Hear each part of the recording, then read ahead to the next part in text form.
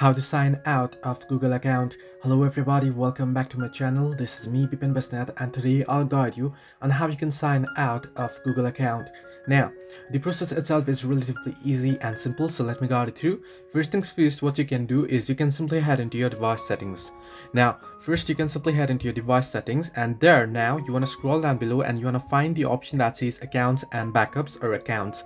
Now, you want to head into accounts and backup options, and under accounts and backup you can see the option that says manage accounts. Right at the top, you want to tap on it. Here you'll get the list of account that is logged in on your device. You want to simply tap on the particular Google account that you wish to log out, and then tap on remove account, and it'll get logged out or signed out, or it'll get removed from your device. So this way you can sign out of the Google account on your device. Hope this helped you. Do like and subscribe, and do not forget to leave a comment down below if you have any further issues as well.